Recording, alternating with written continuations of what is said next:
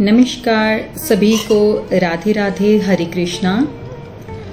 हमने पिछले कुछ एपिसोड्स में राशि के बारे में बात की थी कि कन्या लगन तक हम बता चुके हैं कि राहु केतु का जो राशि परिवर्तन हुआ है वो कन्या लगन तक लोगों पर किस तरह से बुरा प्रभाव देगा, क्योंकि किसी की कुंडली में भी इस बार राहु केतु जो है वो अच्छा प्रभाव नहीं दे रहे हैं। वजह, राहु शनि की राशि में गए हैं, कुंभ राशि में, और उसका स्वामी खुद शनि जो है वो मीन में चले गए हैं। तो इस वजह से, और उसके जो स्वामी हैं गुरु ग्रह, वो मिथुन में जाके अतिचारी हो गए हैं।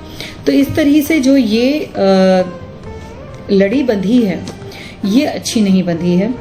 अपनी अपनी शत्रु राशि में जाकर जो है ये परेशानी खड़ी करेंगे। हालांकि राहु भले ही मित्र राशि में हो, पर आगे जो जो उसकी राशियों के स्वामी हैं वो अच्छे स्थानों पर नहीं गए और लंबे समय के लिए नहीं गए। खास करके जो गुरु ग्रह अतिचारी हुए हैं उसका कहीं ना कहीं सीधा प्रभाव राहु केतु पर भी पड़ेगा, जिसकी वजह से देश दुनिया में क्या होगा इसके बारे में मैंने हर एपिसोड में आपको बताते हुए, हर लाइफ में आपको बताती हुई आई हूँ कि क्या क्या जीवन में होने वाला है, क्या क्या दुनिया में होने वाला है, किस तरीके से अभी आप देख ही रहे हैं किस तरह से दिक्कतें जो है इंडिया पाकिस्तान की आई हैं। जब हम पिछली बार लाइव हुए थे तब अभी सिर्फ खबरें थी, ठीक है, और उस वक्त और उसके पहले जब हम लाइव हुए थे तब तो खबरें भी नहीं थी, जब हमने इसके बारे में आपको बता दिया था।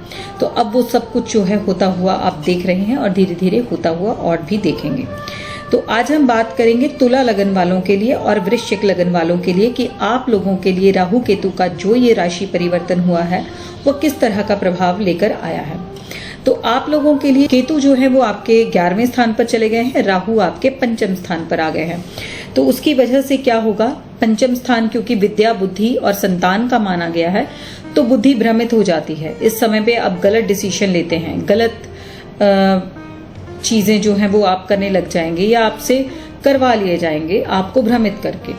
तो इस तरीके से आपको इस दौर में ध्यान रखना है कि राहु का राशि परिवर्तन हुआ है, 1.5 साल अभी इसने यहीं बैठना है। तो मुझे अपने दिमाग पर नियंत्रण रखना है कि किसी के बहकावे में नहीं आना या भ्रमित नहीं होना या कोई गलत डिसीजन नहीं लेना।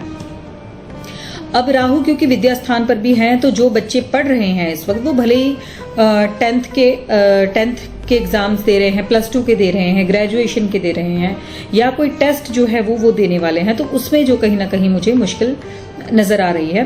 पर अगर वो बच्चे डॉक्टरेट से जुड़े, मतलब कहीं ना कहीं डॉक्टरी कर रहे हैं, मेडिकल लाइन से हैं या वो इंजीनियर लाइन से हैं, तो शायद उनके लिए ये दिक्कत भरा समय ना हो। बाकी सभी के लिए जो है ये प्रॉब्लम वाला समय हो सकता है आपकी कंसंट्रेशन ना हो, आप हो सकता है एग्जाम्स की वजह से एग्जाम्स जो है वो अच्छे, किसी सेहत की वजह से एग्जाम्स जो है वो अच्छे ना दे सके, या किसी घर में पर्सनल प्रॉब्लम की वजह से आप एग्जाम्स ठीक से ना दे सके।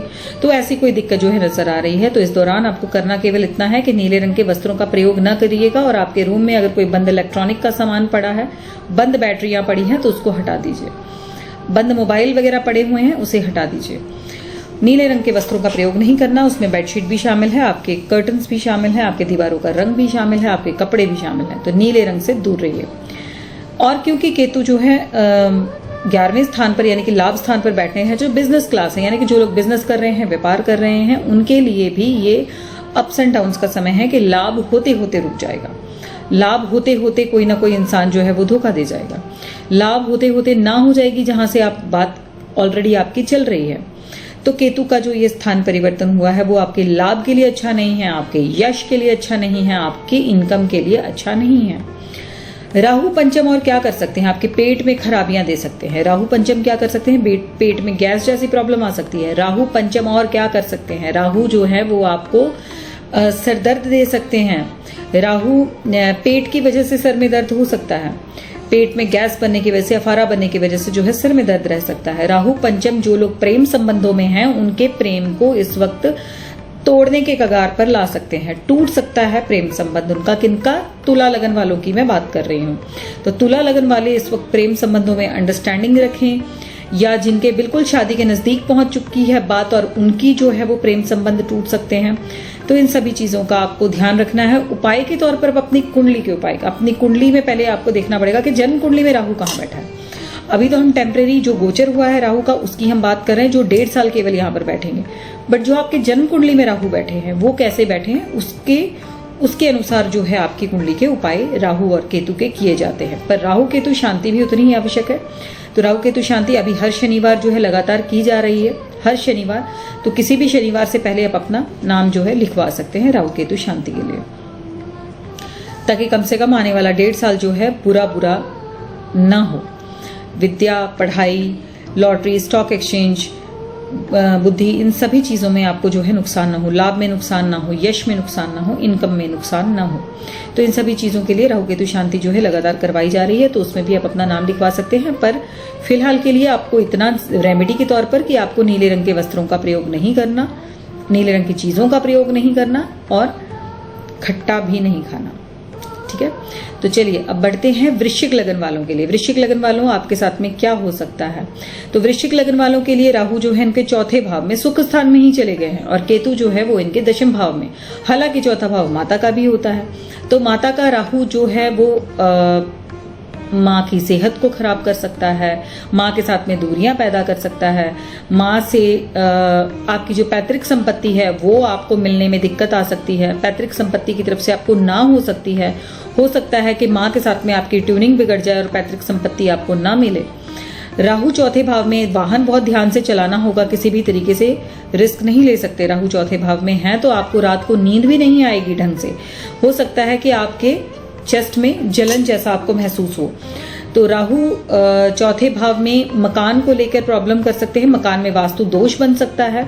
हो सकता है आपने कुछ समय पहले जो है अपने मकान में रेनोवेशन करवाई है, पर अब उसका असर आपको मिलना शुरू होगा जब राहु चौथे भाव में आ गया है कि राहु जो है उस खराब वास्तु का आपको बुरा प्रभाव देगा, जिसकी वजह से आपकी रात की नींद जा सकती है, आपका मकान बिक सकता है, आपकी प्रॉपर्टी बिक सकती है और माँ के साथ में ट्यूनिंग या माँ की सेहत को बहुत दिक्कत हो सकती है। केतु दशम भाव में गए हैं तो पिता से दूरियां, पिता के साथ में मतभेद हो सकते हैं। यदि आप जॉब कर रहे हैं तो आपकी तब्दीली हो सकती है, यानी कि आपका बदलाव। अगर आप सरकारी नौकरी में हैं तो तबादला हो सकता है और अगर आप प्राइवेट नौकरी कर रहे हैं तो नौकरी छूट के किसी और नौकरी में आप जा सकते हैं। केतु दशम भाव में यदि गए हैं तो कहीं ना कहीं आपका स्थान परिवर्तन भी करवा देते हैं, जैसे काम करने का स्थान आपका परिवर्तन हो जाएगा। अगर आप किसी कोई फैक्ट्री है तो फैक्ट्री बदल सकते हैं, आप दूसरी जगह पे खोल सकते हैं। अगर आप किसी ऑफिस में बैठे हैं तो ऑफिस बदल सकता है। अगर आप कोई दुकान कर रहे हैं तो हो सकता है कोई दूसरी दुकान आप ढूंढ लें, वहां पर आप काम करना शुरू कर दें, यहाँ से आप बंद कर दें। जो चीजें आपको बताई हैं उस तरीके से आपको जो ये परेशानियां दे सकता है। तो राहु केतु को शांत रखना बहुत जरूरी है। 1.5 साल का ये गोचर है, 1.5 साल आपको ये सेम परेशानी जो है वो दे सकता है। तो ध्यान रखने की जरूरत है, कुंडली के अनुसार उपाय करने की जरूरत है। अपने रत्नों को धारण करके रखिए और राहु केतु शांति जो है वो 18 महीने के लिए यानी कि 1.5 साल के लिए जो है आपको कहीं ना कहीं इन चीजों से बचा देगी।